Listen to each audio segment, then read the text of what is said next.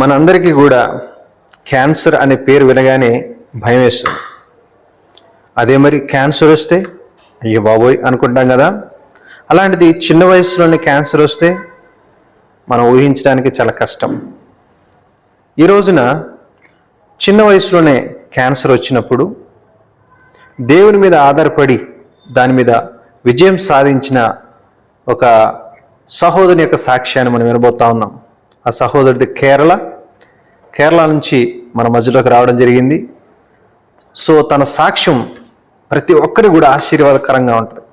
కాబట్టి ఈ మంచి సాక్ష్యాన్ని మన తెలుగు ప్రజలు కూడా అందించాలనే ఉద్దేశంతో ఈ కార్యక్రమాన్ని ఏర్పాటు చేయడం జరిగింది. దయచేసి శ్రద్ధగా ഈ കാര്യക്രമാన్ని വീക്ഷിച്ചവലസിന്ദിగా మనం చేస్తున్నాను. എൻ്റെ പേര് സന്ദീപ് NG. ഞാൻ വരുന്നത് കേരളം അവിടെ కోഴിకోడ్ కాలికట్ എന്ന് പറയുന്ന జిల్లాയിൽ నిన్నాണ് ഞാൻ വരുന്നത്. నా పేరు సందీప్ NG అని చెప్తా ఉన్నారు. బ్రదర్ది కేరళలో కోഴിക്കോട് అనేటువంటి ప్రాంతం నుంచి ఆయన వచ్చారు. ഞാൻ എങ്ങനെ വിശ്വാസത്തിലേക്ക് വന്നു, അല്ലെങ്കിൽ കർത്താവായ യേശുക്രിസ്തുവിനെ ഞാൻ എങ്ങനെ അറിയാനായിട്ട് ഇടയായി എന്നുള്ളത്, അതിനുശേഷം എൻ്റെ ജീവിതത്തിൽ നടന്ന ചില സംഭവങ്ങളൊക്കെ ഞാൻ ചുരുക്കി നിങ്ങളുമായിട്ട് പങ്കുവയ്ക്കാനായിട്ട് ഞാൻ ശ്രമിക്കാം. నా జీవితంలో ఏ విధంగా యేసుక్రీస్తు ప్రభువుని తెలుసుకున్నాను, ఆ తర్వాత నా జీవితం ఏ విధంగా మార్పు చెందింది అన్న విషయాలు మీతో పంచుకోవాలని ఆశపడుతూ ఉన్నాను.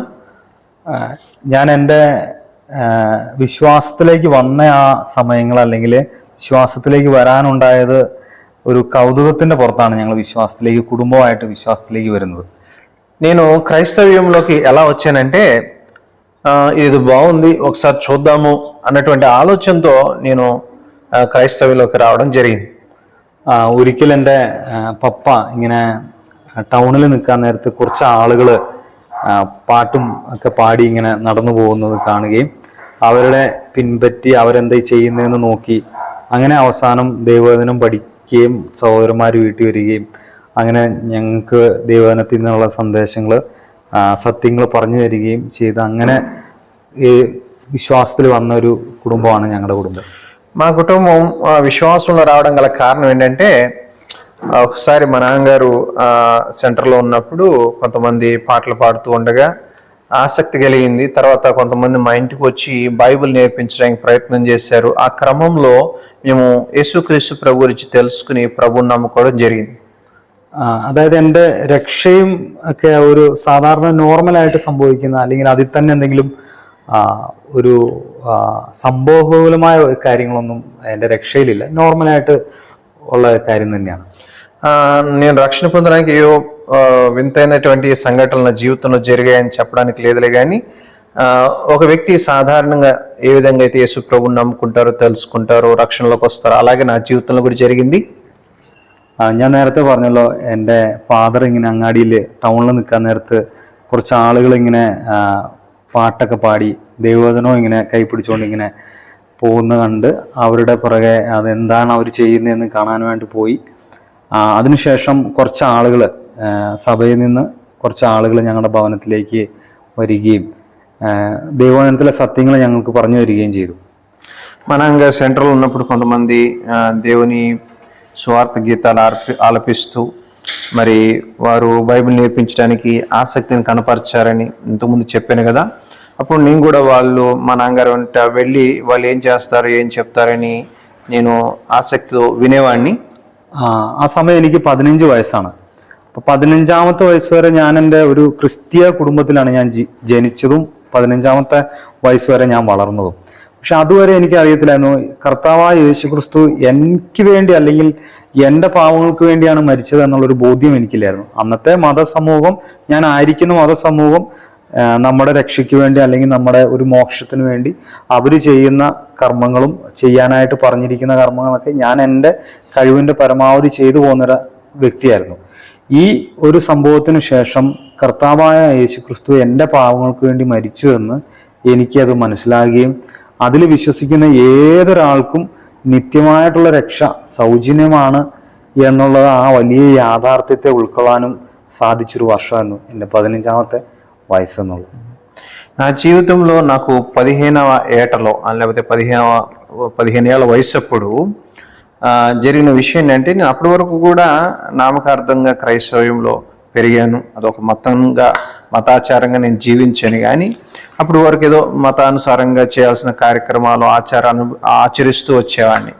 కానీ వాటి వల్ల, మత సంబంధమైన ఆచారాలను ఆచరించడం వల్ల, నామకార్థంగా జీవించడం వల్ల రక్షణ కలగదని, యేసుక్రీస్తు ప్రభు చేసిన శిలువ యాగమందు ఎప్పుడైతే వ్యక్తిగతంగా വിശ്വാസം ఉంచుతామോ అప్పుడే రక్షణ కలుగుతుందని నేను 15వ ఏట తెలుసుకున్నాను. ഞാൻ പറഞ്ഞു വരുന്നത്, ഞാൻ നേരത്തെ പറഞ്ഞ പോലെ എൻ്റെ രക്ഷ അല്ലെങ്കിൽ ഞാൻ വിശ്വാസത്തിലേക്ക് വന്നതൊക്കെ സംഭവബഹുലമായിട്ടുള്ള അതിലൊന്നുമില്ല. ചില സത്യങ്ങൾ, ദൈവവചനത്തിലെ സത്യങ്ങൾ കാണുവാനും അത് മനസ്സിലാക്കാനും ദൈവം കൃപ തന്നു, വിശ്വാസത്തിലേക്ക് വന്നു. എന്നാൽ എൻ്റെ വിശ്വാസത്തിലേക്ക് വന്നതിന് ശേഷമുള്ള പിന്നീടുള്ള വർഷങ്ങൾ അത് ചില സംഭവബഹുലമായ ചിലതൊക്കെ നടന്ന ഒരു വർషങ്ങളായിരുന്നു అది. నేను రక్షణ పొందే సమయంలో కొంతమంది చెప్తున్నట్టుగా పెద్ద పెద్ద సంఘటనలు నా జీవితంలో ఏం జరగలేదు. కానీ బైబిల్లోంచి రక్షణ కూర్చున్న సత్యాలు నాకు బోధించినప్పుడు ఆ సత్యాలను అంగీకరించి నేను విశ్వసించి ప్రభు అయిన యేసుక్రీస్తు అని నమ్ముకున్నాను. ఆ రకంగా నేను రక్షణ పొందాను. కానీ నేను రక్షణ పొందిన తర్వాత నా జీవితంలో చాలా విభిన్నమైనటువంటి సంఘటనలు చోటు చేసుకున్నాయి. ഞാൻ വിശ്വാസത്തിലേക്ക് വന്നതിന് ശേഷം എൻ്റെ മനസ്സിലേക്ക് പിന്നെ ഉണ്ടായിരുന്ന ചിന്ത, ഞാൻ അറിഞ്ഞ ഒരു സത്യം, അതായത് എനിക്ക് വേണ്ടി കർത്താവായ യേശുക്രിസ്തു കാൽവരിയിൽ മരിച്ചുവെന്നും 3-ാം ദിവസം ഉയർത്തെഴുന്നേറ്റ് ഇന്നും ജീവിക്കുന്നു, ആ സത്യം വിശ്വസിക്കുന്ന ഏതൊരു വ്യക്തിക്കും നിത്യമായിട്ടുള്ള രക്ഷ സൗജന്യമാണെന്നുള്ള ആ സത്യം ഇതറിയില്ലാത്ത ആളുകൾ, പ്രത്യേകിച്ച് നോർത്തിലുള്ള ആളുകൾ, നോർത്ത് ഇന്ത്യയിലുള്ള ആളുകളോട് ഇത് അറിയിക്കണം എന്നുള്ളൊരു വലിയ ആഗ്രഹം എൻ്റെ മനസ്സിനുള്ളിൽ ആ సమయത്ത് എൻ്റെ మనసులో ഉണ്ടായിരുന്നു. అందరం పాపం చేశాం. పాపం వల్ల ఒకరోజు చనిపోయి నిత్య నరకానికి వెళ్తాం. కానీ నిత్య నరకం నుంచి మనం రక్షించడానికి యేసుక్రీస్తు ప్రభు ఈ లోకానికి వచ్చి మన పాపాలను తన మీద వేసుకుని ఆయన చనిపోయి సమాధి చేయబడి 3వ రోజున తిరిగి లేచి ఆయన యందు విశ్వాసం ఉంచు ప్రతి ఒక్కరికి కూడా ఆయన రక్షణ అనుగ్రహించడానికి ఇష్టపడుచున్నటువంటి దేవుడు. ఈ సత్యం తెలియని వాళ్ళు అనేక మంది ఉన్నారు. మరి ముఖ్యంగా ఉత్తర భారతదేశంలో అనేక చోట్ల ప్రభు గురించినటువంటి సువార్త తెలియని ప్రజలు అనేకులు ఉన్నారు. కాబట్టి వారికి తెలియజేయాలనేటువంటి ఒక భారం నా హృదయంలో కలిగింది. അങ്ങനെ ഞാൻ ഈ നോർത്ത് ഇന്ത്യയിലായിരിക്കുന്ന ഒരു സമയത്ത് എനിക്ക് ഒരു പനി വരുന്നു, അതുപോലെ ശാരീരികമായിട്ട് വളരെയധികം ക്ഷീണം വരുന്നു. അതായത് മനസ്സാഗ്രഹിക്കുന്നത് ശരീരം കൊണ്ട് ചെയ്യാൻ പറ്റാതെ വരുന്ന അവസ്ഥ, ആ തരത്തിൽ ഒരു ക്ഷീണവും വെയിറ്റ് ലോസ് ഒക്കെ വരുന്ന ഒരു സമയമുണ്ടായി. నేను మరి నార్త్ ఇండియాలో ఉన్నటువంటి కొంతమంది ప్రజలకి కొద్ది కాలం స్వార్థ చేయాలని ఒక భారంతో నేను అక్కడికి వెళ్ళినప్పుడు కొద్ది నెలల తర్వాత నాకేమైందంటే నా శరీరంలో కొన్ని మార్పులు చోటు చేసుకోవడం గమనించాను. నాలో ఉన్నటువంటి వెయిట్ అనేది తగ్గిపోయినట్లుగా, నేను కొంచెం సడన్గా బరువు తగ్గిపోయినట్లుగా, నాకు తెలియని ఒక నీరసం నన్ను ఆవరించినట్టుగా నేను గమనించాను. അങ്ങനെ ചില ഹോസ്പിറ്റലുകളിലോ 1-2-3 ഹോസ്പിറ്റലിലൊക്കെ പോയി ടെസ്റ്റുകളൊക്കെ ചെയ്തു. അങ്ങനെ അവസാനം കണ്ടുപിടിക്കുകയാണ് സന്ദീപിൻ്റെ ജീവിതത്തിലെ, അല്ലെങ്കിൽ ഒരു 23 വയസ്സുകാരൻ്റെ ജീവിതത്തിലെ క్యాన్సర్ ఎన్న రోగం స్థిరీకరించిన ഒരു ദിവസം వరిగాను. అప్పుడు నేను కొంతమంది డాక్టర్స్ని కలవడం, కొన్ని హాస్పిటల్కి వెళ్ళడం జరిగింది. తర్వాత ఆ రకంగా పరీక్షలు జరుగుతున్న సమయంలో నేను తెలుసుకున్న విషయం ఏంటంటే, సందీప్ అనే నాకు 23 ఏళ్ల వయసప్పుడు క్యాన్సర్ అనేటువంటి భయంకరమైన వ్యాధి వచ్చింది, రోగం వచ్చింది అన్న విషయాన్ని నేను తెలుసుకున్నాను. എൻ്റെ കേൾവിക്കാരായ നിങ്ങൾ വിശ്വസിക്കുമോ എന്ന് എനിക്കറിയത്തില്ല, എങ്കിലും യാഥാർത്ഥ്യം അല്ലെങ്കിൽ സത്യം അതാണ്. ക്യാൻസർ ആണ് എന്നറിഞ്ഞ ആ ദിവസവും ഞാൻ എന്നത്തെയും പോലെ തന്നെ సమాధానമായിട്ട് ఉറങ്ങి. నేను చెప్పే విషయం మీరు నమ్ముతారో లేదో నాకు తెలియదు, కానీ నాకు ఎప్పుడైతే క్యాన్సర్ ఉంది అన్న వార్త విన్నానో ఆ రోజు నేను ఎప్పట్లాగే మామూలుగానే సమాధానంతో, ఎటువంటి టెన్షన్ గురి కాకుండా ప్రశాంతంగా నిద్రపోయాను. ഒറ്റവാക്കിൽ പറഞ്ഞാൽ എന്തുകൊണ്ട് എനിക്ക് അങ്ങനെ സമാധാനത്തോടുകൂടി എന്നത്തെയും പോലെ അന്നും എനിക്ക് ഉറങ്ങാനായിട്ട് സാധിച്ചു എന്നുള്ളത് ദൈവം തരുന്നൊരു സമാധാനം, നമ്മുടെ ജീവിതത്തിൽ ദൈവം തരുന്നൊരു സമാധാനം, ആ ഒരു രഹസ്യം അല്ലെങ്കിൽ ആ ഒരു സൂത്രം ഞാൻ നേരത്തെ മനസ്സിലാക്കിയിരുന്നു. അതുകൊണ്ടാണ് എനിക്ക് എന്നത്തെയും പോലെ അന്നും എനിക്ക് ఉറങ്ങానాയിട്ട് సాధించదు. ఆ రోజు నేను సమాధానంగా ఉండటానికి గల కారణం ఏంటంటే, దేవుడు తోడుగా ఉన్నాడు, ఆయన అనుమతి లేనిది ఏది జరగదు, ఆయన యొక్క సమాధానం అన్ని పరిస్థితులు కూడా మనకు కలుగుతుందనే సత్యం నన్ను ബലപരിచింది, నాకు ധൈര്യാన్ని ഇച്ചിంది. നമ്മൾ ദൈവാനുത്തില് നമ്മൾ കാണുന്നുണ്ട്, നമ്മുടെ തലയിലെ ഓരോ മുടി നാരിഴകളും എണ്ണപ്പെട്ടിരിക്കുന്നു. ഏറിയ കുരുകളിനേക്കാൾ വിശേഷ ഉള്ളവരാണ് നമ്മൾ എന്ന്. ഞാൻ പറഞ്ഞു വരുന്നത്, നമ്മുടെ തലയിലെ ഒരു മുടിനാരിട ഉണ്ടെങ്കിൽ, അല്ലെങ്കിൽ ഒരു ഏറിയ നമ്മൾ നിസാരൻ എന്ന് വിചാരിക്കുന്ന ഒരു കുരുകളിനേക്കാൾ വില ഉണ്ടെങ്കിൽ തീർച്ചയായിട്ടും നമ്മുടെ ജീവിതത്തിൽ വരുന്ന പ്രതിസന്ധികൾ, കഷ്ടങ്ങൾ, രോഗങ്ങൾ നമ്മുടെ ദൈവം അറിയാതെ നമ്മുടെ ജീവിതത്തിൽ വരുന്നില്ല എന്നുള്ളൊരു ബോധ്യവും ഉറച്ച വിശ്വാസവും എനിക്ക് എൻ്റെ ലോകത്തിൻ്റെ ആദ്യ നാളുകളിൽ തന്നെ ഉണ്ടായിട്ടുണ്ടായിരുന്നു. చూడండి, మనం బైబిల్ చదువుతాం కదా, దేవుని యొక్క అనుమతి లేనిదే మన తలలోంచి ఒక వెంట్రుక కూడా రాదని, మన తల వెంట్రుకలన్నీ కూడా లెక్కించబడి ఉన్నాయని దేవుని వాక్యంలో మనం చూస్తాం కదా. అంటే దేవుడు మన జీవితంలో ఆ వెంట్రుక లాంటి చిన్న చిన్న విషయాల్లో కూడా అంత శ్రద్ధ చూపిస్తూ ఉన్నప్పుడు, ఆ దేవుని అనుమతి లేనిదే మన జీవితాల్లో ఏది జరగదు, ఏమీ సంభవించదు అన్నటువంటి ఆ గొప్ప సత్యం నన్ను ఎంతో ధైర్యపరిచింది. నా దేవుడి అనుమతితోనే నాకు ఈ రోగం వచ్చింది కాబట్టి దేవుడికి దీని వెనకాల ఏదో గొప్ప ఉద్దేశం ఉంటుంది అని గ్రహించగలిగాను. ഞാൻ എൻ്റെ ഡയറി താളുകളിൽ ഞാൻ ഇങ്ങനെ എഴുതി, പ്രപഞ്ചത്തിൻ്റെ സൃഷ്ടിയുടെയും നിയന്ത്രണത്തിൻ്റെയും കാര്യത്തിൽ തെറ്റുപറ്റാത്ത ദൈവത്തിന് എൻ്റെ കാര്യത്തിലും തെറ്റുപറ്റിയിട്ടില്ല. సర్వలోకాన్ని సృష్టించినటువంటి దేవుడు, ఆయన ఏ విషయంలో కూడా తప్పు చేయనటువంటి దేవుడు. అలాగే నా విషయంలో కూడా ఎటువంటి తప్పు చేయడని నేను ദൃഢంగా നമ്മാను. ഞാൻ പറഞ്ഞു വരുന്നത്, നാം ഈ ലോകത്ത് ജീവിക്കുമ്പോൾ മറ്റുള്ള അല്ലെങ്കിൽ അവിശ്വാസികളായിട്ടുള്ള അല്ലെങ്കിൽ യേശുക്രിസ്തുവിനെ അറിയില്ലാത്ത ആളുകൾക്ക് അല്ലെങ്കിൽ ഈ ലോകത്തിലെ മനുഷ്യന് വരാനായിട്ട് സാധ്യതയുള്ള എല്ലാ പ്രയാസങ്ങളും, രോഗങ്ങളും പ്രയാസങ്ങളും ബുദ്ധിമുട്ടുകൾ, സാമ്പത്തിക ബുദ്ധിമുട്ടുകൾ, അപകടങ്ങൾ, നമുക്ക് അവർക്ക് വരാനായിട്ടുള്ള സാധ്യതയുള്ള എല്ലാ അസുഖങ്ങളും നമുക്കും വരാനായിട്ടുള്ള സാധ്യതയുണ്ട്. ఈ లోకంలో ఉన్న వారికి వచ్చేటువంటి సమస్యలు, ఇబ్బందులు, రోగాలు, కష్టాలు అవన్నీ కూడా దేవుడు నమ్ముకున్న మనకు కూడా వచ్చే అవకాశం ఉన్నది. ഞാൻ പറഞ്ഞു വരുന്നത്, നമ്മളെ വ്യത്യസ്തരാക്കുന്നത് ക്രിസ്ത്യാനി ആയതുകൊണ്ട് നാളെ തൊട്ട് എനിക്ക് സാമ്പത്തിക അഭിവൃദ്ധി ഉണ്ടാകും, അല്ലെങ്കിൽ നാളെ തൊട്ട് എനിക്ക് രോഗങ്ങളൊന്നും വരാതെ വളരെ സുരക്ഷിതമായിട്ടുള്ളൊരു ലൈഫല്ല ക്രിസ്ത്യാനി ആയതുകൊണ്ട് ഉണ്ടാകുന്നത്. അല്ലെങ്കിൽ നേരെ മറിച്ച് നമ്മെ വ്യത്യസ്തരാക്കുന്നത് ഈ കഷ്ടങ്ങളിൽ നമ്മൾ എങ്ങനെ പ്രതികരിക്കുന്നു എന്നുള്ളത് വെച്ചിട്ടാണ് ഒരു ക്രിസ്ത്യാനിയെ അവനെ വ്യത്യസ്തനാക്കി തീർക്കുന്നത്. ఒక వ్యక్తి క్రైస్తవుడైపోగానే ఆ వ్యక్తికి వెంటనే నెక్స్ట్ డే నుంచి బాగా ధనవంతుడైపోవడం, మంచి ఆరోగ్యం ఉండడం, ఎటువంటి కష్టం లేకుండా ఉండడం, అలాంటి జీవితం అనేది బైబిల్ చెప్పట్లేదు. కానీ బైబిల్ చెప్పేది ఏంటంటే, ఇతరులకు వచ్చినట్టు కష్టాలు మనకు కూడా వస్తాయి. కానీ ఇతరులకి, దేవుడు నమ్ముకున్న మనకి తేడా ఏంటంటే, కష్టాలు, బాధలు, శ్రమలు, ఇబ్బందులు, వేదనలు వచ్చినప్పుడు ఒక విశ్వాసిగా మనం దాన్ని ఏ విధంగా దానికి స్పందిస్తామో, ఏ విధంగా వాటిని ఎదుర్కొంటాము అన్నదే మనలో ఉన్నటువంటి ప్రత్యేకత. എൻ്റെ ജീവിതത്തിൽ ഈ അല്ലെങ്കിൽ ഈ ചെറു കാലഘട്ടത്തിൽ എൻ്റെ ജീവിതത്തിൽ ഇങ്ങനെ പ്രയാസങ്ങളും അസുഖങ്ങളും വന്നപ്പോൾ എനിക്ക് വളരെ ധൈര്യത്തോടു കൂടി അല്ലെങ്കിൽ ഒരു പുഞ്ചിരിയോടുകൂടി എൻ്റെ അസുഖത്തെ എനിക്ക് നേരിടാനായിട്ട് സാധിച്ചത് ഞാൻ എൻ്റെ 15-ാമത്തെ വയസ്സിൽ അറിഞ്ഞ സത്യം, അല്ലെങ്കിൽ യേശു ക്രിസ്തുവിനെ ഞാൻ വ്യക്തിപരമായി അറിഞ്ഞതുകൊണ്ട് മാത്രമാണ് എനിക്ക് എൻ്റെ രോഗത്തിൽ വളരെ ధైర్యతోడు కూడి എനിക്ക് അതിനെ നേരിടാനായിട്ട് സാധിച്ചത്. నాకు అంత భయంకరమైన క్యాన్సర్ రోగం ఉందని వాళ్ళు చెప్పినప్పుడు నేను దాన్ని చిరునవ్వుతో స్వీకరించడానికి గల కారణం ఏంటంటే, నేను నా 15 ఏళ్ల వయసప్పుడు యేసుక్రీస్తు ప్రభు అనేటువంటి గొప్ప దేవుణ్ణి నమ్ముకున్నాను. ఆయన నా రక్షకుడని నేను ఆయన అంగీకరించాను. ఆయన యందు విశ్వాసం ఉంచడం ద్వారా నేను మోక్షాన్ని పొందుకున్నాను. కాబట్టి ఆ ప్రభువుని నమ్మినటువంటి విషయాన్ని బట్టి నాకు గొప్ప ధైర్యము, നിരീക്ഷണ ഞാൻ ഈ കഷ്ടകാലంలో కలిగి ఉన్నాను. എൻ്റെ ആഗ്രഹം എന്നതും നമ്മുടെ എല്ലാം നമ്മൾ ഈ ലോകത്തിൽ ജീവിക്കുമ്പോൾ രോഗങ്ങളും പ്രതിസന്ധികളും കഷ്ടങ്ങളും നമുക്കൊക്കെ വരാനായിട്ടുള്ള സാധ്യതയുണ്ട്. നമുക്ക് ഇന്ന് വന്നില്ലെങ്കിൽ നാളെ വരാനായിട്ടുള്ള സാധ്യത നമ്മുടെ മുന്നിലുണ്ട്.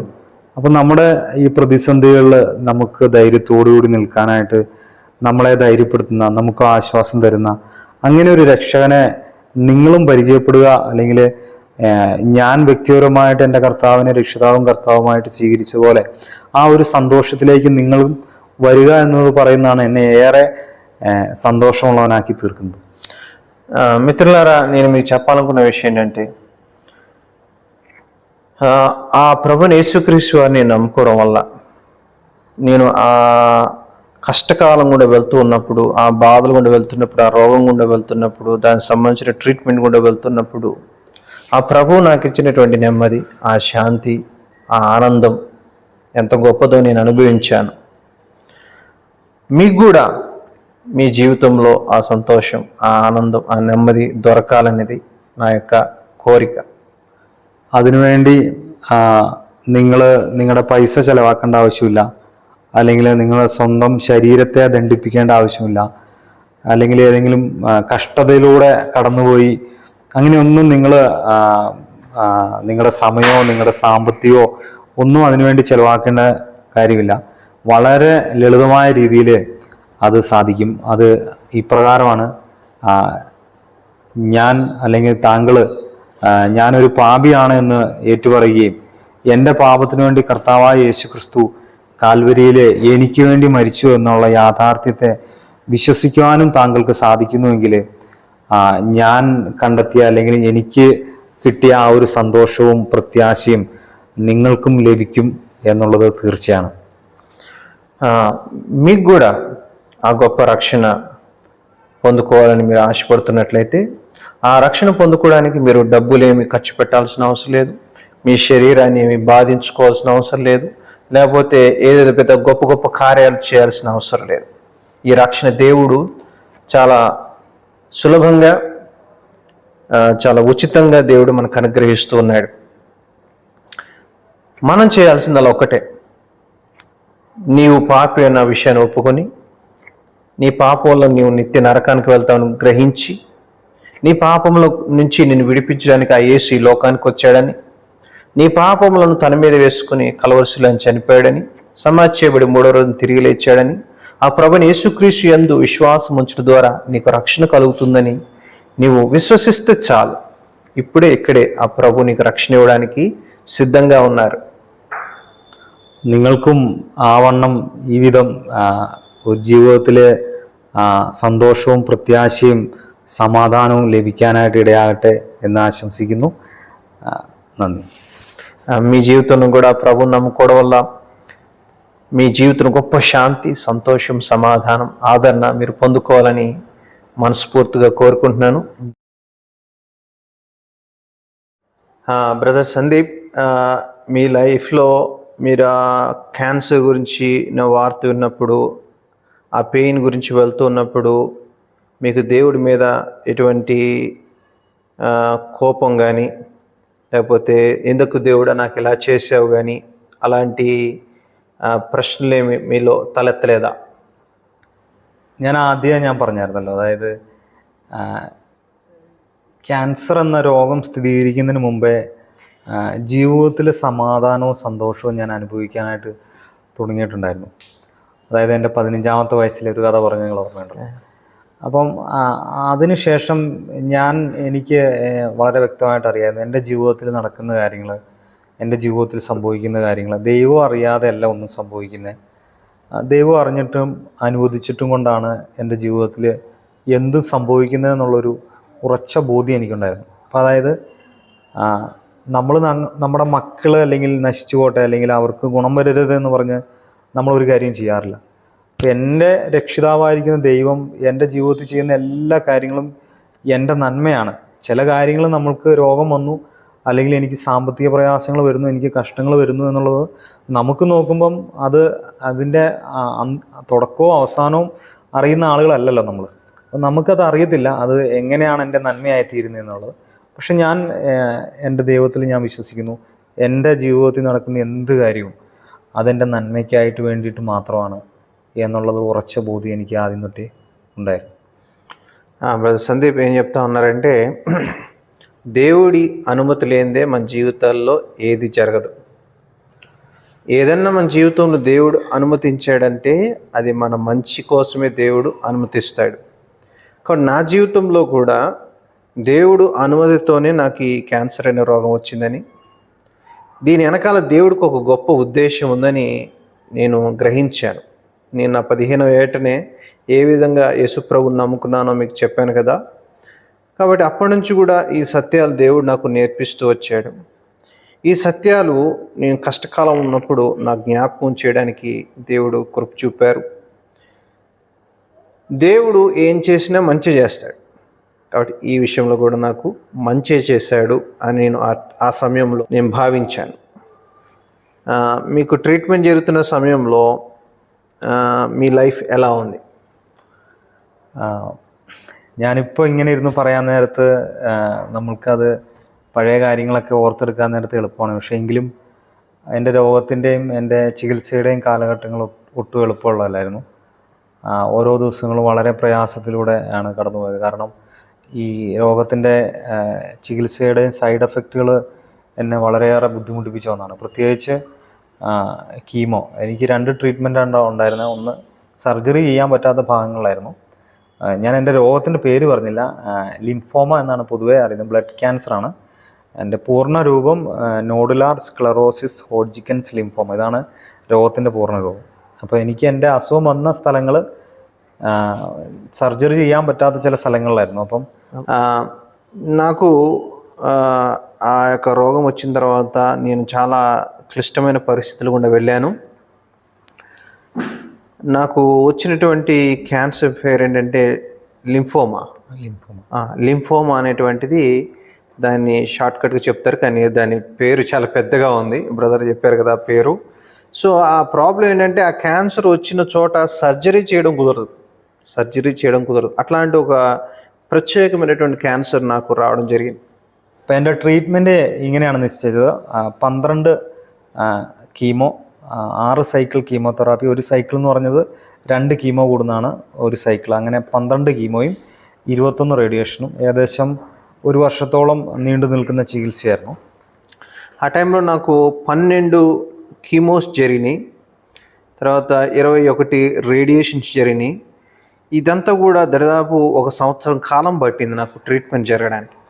ഞാൻ എൻ്റെ കീമോതെറാപ്പിയുടെ സമയങ്ങളിൽ ഇങ്ങനെ ഡയറി എഴുതായിരുന്നു. അപ്പം ഓരോ ദിവസങ്ങളിൽ എന്ത് സംഭവിക്കുന്നു, എന്തൊക്കെയാണ് ബുദ്ധിമുട്ടുകൾ എന്നുള്ളത് ഞാനിങ്ങനെ ഡയറിയിൽ ഇങ്ങനെ എഴുതി വെക്കുമായിരുന്നു.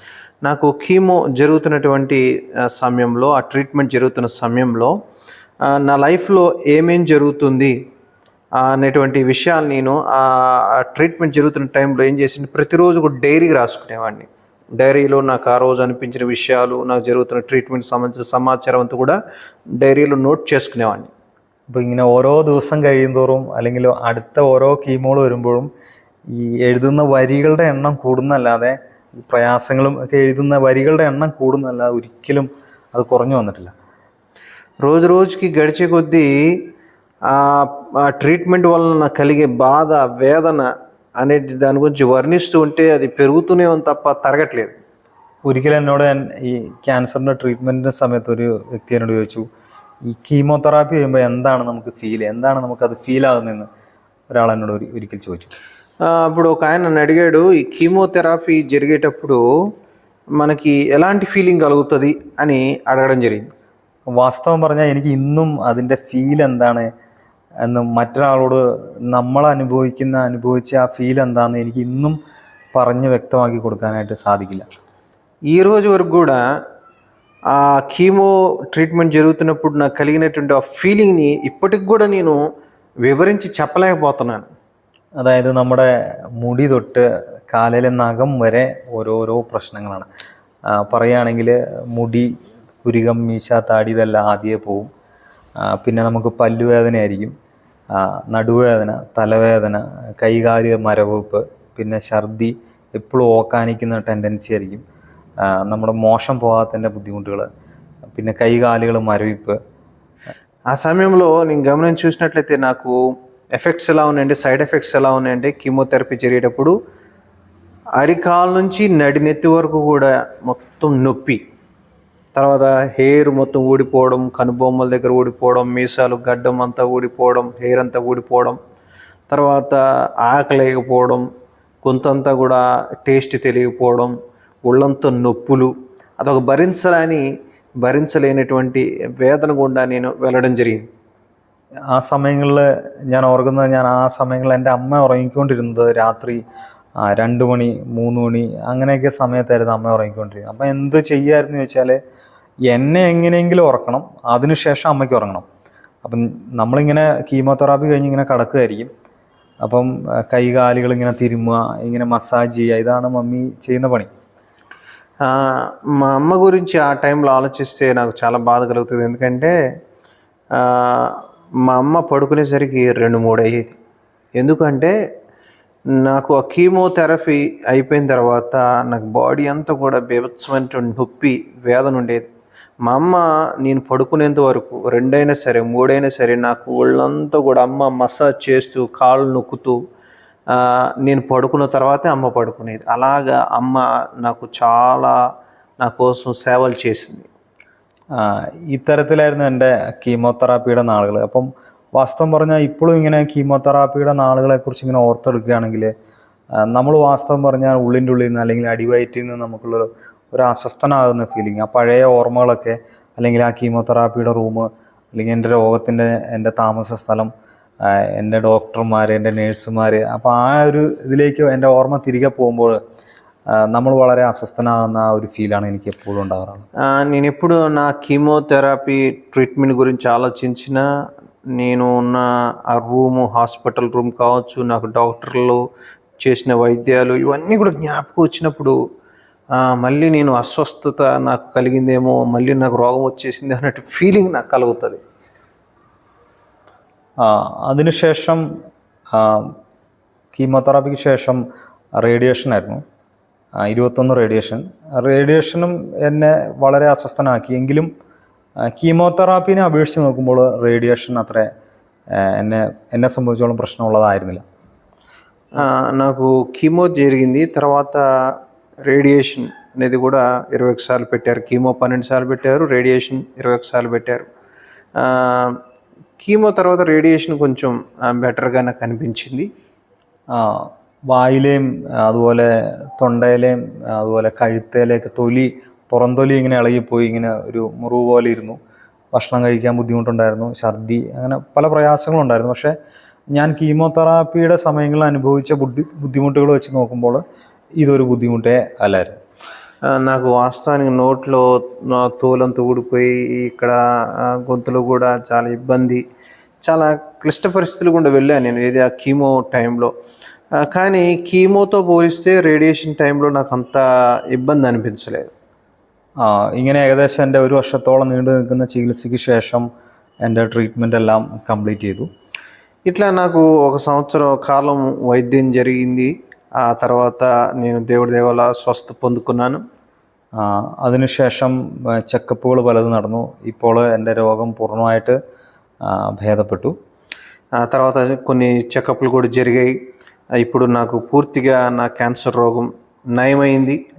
നേരത്തെ ഞാൻ പറഞ്ഞായിരുന്നു, നമ്മുടെ ജീവിതത്തിൽ നടക്കുന്ന എന്ത് കാര്യങ്ങളും അത് നമ്മുടെ നന്മയാണ്. അത് നടക്കുമ്പോൾ നമുക്കറിയത്തില്ല ഇതിലൂടെ എന്ത് നന്മയാണ് ദൈവം ఉద్దేశిക്കുന്നതെന്ന് നമുക്ക് ഒരുപക്ഷെ ఆ సమయం നമുക്ക് మనసులాగిలే. నేను చెప్పాను కదా, దేవుడు మన జీవితం ఏం చేసినా మన మంచి కోసమే చేస్తారని. ఆ టైంలో వెళ్తున్నప్పుడు ఏ మంచో నాకు తెలియదు, కానీ తర్వాత నాకు అర్థమైంది దేవుడు ఏ ఉద్దేశంతో, ఏ మేలు ఉద్దేశించి నా జీవితం అనుమతించారో నాకు అర్థమైంది. బ్రదర్ చెప్తా ఉన్నారు కదా మీరు, నాకు దేవుడు ఈ పరిస్థితులు గుండా గొప్ప మేలు చేశాడని. మీకు ఏం మేలు దొరికింది క్యాన్సర్ ద్వారా? കഷ്ടത ദൈവത്തിൻ്റെ ഉച്ചഭാഷിണിയാണെന്ന് പറഞ്ഞു കേട്ടിട്ടുണ്ടല്ലോ. కష్టాలనేవి దేవుడు మనతో మాట్లాడేటువంటి ఒక లౌడ్ స్పీకర్ లాంటిదని ఒక ఆయన చెప్తే విన్నాను నేను. എൻ്റെ രോഗത്തിൻ്റെ നാളുകൾ ഞാൻ അല്ലെങ്കിൽ ദൈവം എന്നെ കുറേ ലെസൺ പഠിപ്പിച്ചതാണ്. അതുപോലെ തന്നെ എൻ്റെ വീട്ടിലുള്ളവർ അല്ലെങ്കിൽ എന്നോട് ചേർന്ന് നിൽക്കുന്ന വിശ്വാസി സമൂഹം ഒക്കെ അതിൻ്റെ പ്രയോജനം അനുഭവിച്ചു. నేను ఆ కష్టాలు గుండా వెళ్తున్నప్పుడు, ఆ బాధలు గుండా వెళ్తున్నప్పుడు వ్యక్తిగతంగా నేను, నా కుటుంబం సభ్యులు కూడా ఎంతోమంది దీంట్లోంచి మేలుని మేము చవి చూసాం. എൻ്റെ ജീവിതത്തിലേക്ക് ഞാൻ ഇപ്പോൾ പുറകോട്ട് നോക്കുമ്പോൾ പലതും ഒരു മറക്കളാണ്. ഞാൻ പറയുകയാണെങ്കിൽ ഞാനിങ്ങനെ പഠിക്കുന്ന കാലഘട്ടത്തിൽ ഞാൻ അധികം വലിയ പഠിക്കാത്ത ഒരു ആവറേജ് స్టూడెంట్ ആയിരുന്നു.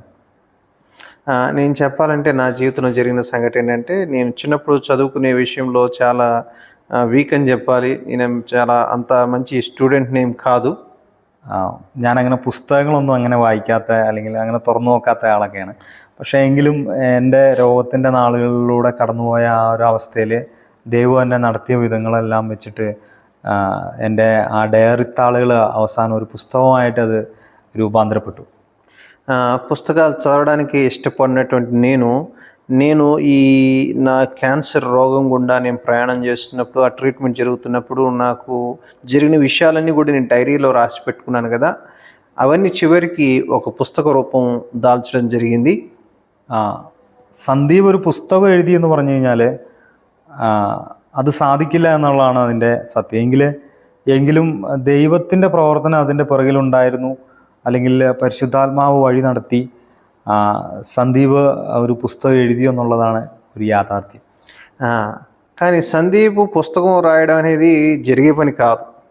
కానీ దేవుడు నా చేత ఒక చక్కటి పుస్తకాన్ని రాయించాడు, ఆ కష్టాలు గుండా నన్ను తీసుకువెళ్ళినది మాత్రం వాస్తవం. ഇന്നും ആ പുസ്തകത്തിൻ്റെ പേര് വെൺമേഘങ്ങളുടെ നാട്ടിൽ എന്നാണ് ആ പുസ്തകത്തിൻ്റെ പേര്. അപ്പം ഇന്നും ആളുകൾ ഫോൺ വിളിക്കും, ഇങ്ങനൊരു പുസ്തകം വായിച്ചു, എന്നെ ഒത്തിരി ഇൻസ്പയർഡ് ചെയ്തു, എനിക്കിങ്ങനെ കരച്ചിൽ വന്നു, വായിക്കാൻ പറ്റിയില്ല, പിന്നെയാണ് വായിച്ചത്.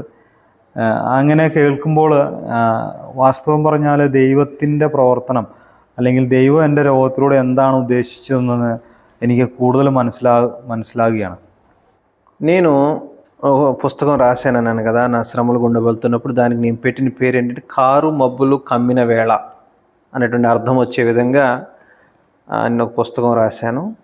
ఆ పుస్తకం నేను రాసిన తర్వాత దాన్ని పబ్లిష్ చేసి ప్రజల్లోకి వెళ్ళిన తర్వాత అనేక మంది నాకు కాల్ చేస్తూ మీరు రాసిన విషయాన్ని చదువుతున్నప్పుడు నా కళ్ళలో నీళ్ళు వచ్చాయండి, మీరు రాసిన విషయాలను బట్టి నేను ఎంతగానో ధైర్యాన్ని పొందుకున్నానండి, ఈ పుస్తకం వల్ల నేను ఎంతో ఆదరించబడ్డానండి అని చాలామంది నాకు కాల్ చేసి చెప్పినప్పుడు నేను చాలా సంతోషించాను. అలాగే ఈ కష్టకాలం గుండా దేవుడు నన్ను తీసుకెళ్ళడం ద్వారా నేనేంటి, నా దగ్గర నుంచి దేవుడు ఏం కోరుకుంటున్నాడు అనే విషయాలు కూడా నేను గ్రహించగలిగాను. ഞാൻ ചെല്ലുന്ന സ്ഥലങ്ങളിലൊക്കെ എൻ്റെ സാക്ഷ്യം ഞാനങ്ങനെ സാധാരണ പറയാറുണ്ട്. ഞാൻ പറഞ്ഞു വരുന്നത് എൻ്റെ ജീവിതത്തിൽ ദൈവം ഇടപെട്ട വിധങ്ങൾ മറ്റുള്ള ആളുകൾക്ക്, അത് ഏതു വിഭാഗത്തിൽപ്പെട്ട ആളുകൾക്കാണെങ്കിലും ആശ്വാസവും ധൈര്യവും കർത്താവിനെ അറിയാനായിട്ടുള്ള ഇടയാക്കി അതും തീരുന്നു എന്നുള്ളത്, അതായിരുന്നു ഞാൻ ഇപ്പോൾ തിരിഞ്ഞു നോക്കുമ്പോൾ ദൈവത്തിൻ്റെ ഹിതം അല്ലെങ്കിൽ എന്നിലൂടെ നിറവേറിയത് ദൈവം ആഗ്രഹിച്ച കാര്യം അതായിരുന്നു എന്ന് എനിക്കിപ്പോൾ മനസ്സിലാകും. నేను ఎక్కడికి వెళ్ళినా సరే నా సాక్ష్యాన్ని పంచుకుంటూ ఉంటాను.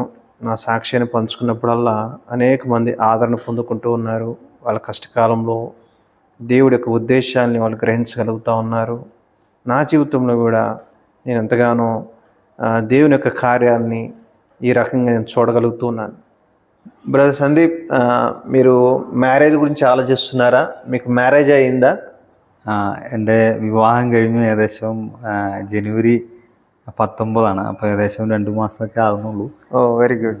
సో బ్రదర్ చెప్తా ఉన్నారు ఆయనకి వివాహం అయిందట రీసెంట్గానే, జనవరి 19 తారీఖున ఈ 2024లో ఆయనకి మ్యారేజ్ అయిందని చెప్తున్నారు. బ్రదర్ సందీప్, ఇన్ని సంఘటనలు మీ జీవితంలో జరిగాయి. ఓవరాల్గా మీరు దేవుడి గురించి ఏం చెప్తారు? దేవుడి గురించి మీ ఆలోచనలు ఏంటి? ഞാൻ ആദ്യം പറഞ്ഞ പോലെ തന്നെ അത് തന്നെയാണ് എനിക്ക് പറയാനായിട്ടുള്ളത്. അതായത് പ്രപഞ്ചത്തിൻ്റെ സൃഷ്ടിയുടെയും നിയന്ത്രണത്തിൻ്റെയും കാര്യത്തിൽ തെറ്റുപറ്റാത്ത ദൈവത്തിന് എൻ്റെ കാര്യത്തിലും തെറ്റുപറ്റിയിട്ടില്ല. నేను ముందు చెప్పినట్లుగానే సర్వ ప్రపంచాన్ని పరిపాలించేటువంటి దేవుడు, ఎటువంటి తప్పు చేయనటువంటి దేవుడు, నా జీవితంలో కూడా అన్నిటినీ ఆయనే నియంత్రిస్తున్నాడు. నా జీవితంలో కూడా ఆ దేవుడు ఏ తప్పు చేయలేదు. చూశారుగా మిత్రులారా, బ్రదర్ సందీప్ తన 15వ ఏట ప్రభువుని నమ్ముకున్నారు. తన జీవితంలో గొప్ప మార్పు వచ్చింది, గొప్ప శాంతి వచ్చింది. 23వ ఏట తన జీవితంలో వినకూడని భయంకరమైన వార్త క్యాన్సర్ గురించి విన్నారు. కానీ ఏమాత్రం చెలించలేదు, ఎంతో నెమ్మదితో తనున్నాడు. ఎక్కడ కూడా దేవుణ్ణి ప్రశ్నించినట్టుగా కానీ, దేవుని మీద వ్యతిరేక భావనలు కానీ తనలో ఎక్కడ కూడా సూచన కూడా మనకు కనబడలేదు. తనంతటి కారణం తను నమ్మినటువంటి దేవుడు ఎలాంటి వాడో ఆయనకి తెలుసు. తను నమ్మినటువంటి దేవుడు సర్వలోకానికి సృష్టికర్త, సర్వలోకాన్ని నియంత్రించే దేవుడు, ఎటువంటి తప్పు చేయనటువంటి దేవుడు, అన్యాయం చేయనటువంటి దేవుడు. తన జీవితంలో క్యాన్సర్ని దేవుడు అనుమతించాడు. ఆ శ్రమల కాలంలో ఆ దేవుడు తోడుగా ఉండి శాంతిని అనుగ్రహించాడు. అలాగే క్యాన్సర్ నుంచి దేవుడు స్వస్థత ఇచ్చారు. ఈనాడు బ్రదర్ సందీప్ సాక్ష్యం అనేక మందికి ఆశీర్వాదకరంగా, ఆదరణకరంగా, శ్రమల్లో, కష్టాల గుండా, రోగాల గుండా వెళ్తున్న వారికి ఎంతో ధైర్యాన్ని ఇచ్చే విధంగా దేవుడు సహోదరుని వాడుకుంటా ఉన్నారు. అందును బట్టి నేను దేవుని స్తుతిస్తున్నాను. నీ జీవితంలో కూడా కష్టాల గుండా, బాధల గుండా, శ్రమల గుండా వెళ్తున్నట్లయితే ఈరోజు ఇప్పుడే నిన్ను ప్రేమించి నీకోసం ప్రాణం పెట్టి నీకోసం చనిపోయి తిరిగి లేచినటువంటి నిజదేవుడైన యేసుక్రీస్తు విశ్వాసం ఉంచినట్లయితే నీకు ఇప్పుడే ఇక్కడే ఆ ప్రభు రక్షణను, నీ జీవితంలో అన్ని పరిస్థితులు కూడా ఆయన తోడుగా ఉండి ఆనందకరమైన జీవితాన్ని, అలాగే చనిపోయిన తర్వాత పరలోక భాగ్యాన్ని ఆయన అనుగ్రహిస్తారు. దయచేసి ప్రభుని యేసుక్రీస్తు విశ్వాసం ఉంచండి. ఆయన ఇచ్చే గొప్ప రక్షణను, సమాధానాన్ని నిత్యము ఆనందించండి. ప్రభు మీకు సహాయం చేయనుగాక, ప్రభు నా మహింపరచబడుగాక. ఆమేన్. ఓకే బ్రదర్ సందీప్, చాలా సంతోషం మిమ్మల్ని కలుసుకోవడం. Very good test many. So దేవుడు మిమ్మల్ని ఆ కష్టకాలం గుండా తీసుకెళ్ళినప్పుడు దేవుని సత్యాలు జ్ఞాపకం ఉంచుకొని ఆ దేవుణ్ణి ఆశ్రయించిన విధానం అనేక మందికి ఎంతో ఆదర్శప్రాయంగా ఉంది. దేవుడు మిమ్మల్ని దీవించునుగాక. ప్రభు నా మహిమార్థం మిమ్మల్ని, మీ కుటుంబాన్ని ప్రభు వాడుకునుగాక. ప్రభుకి సమస్త మహిమ కలుగునుగాక. ఆమేన్.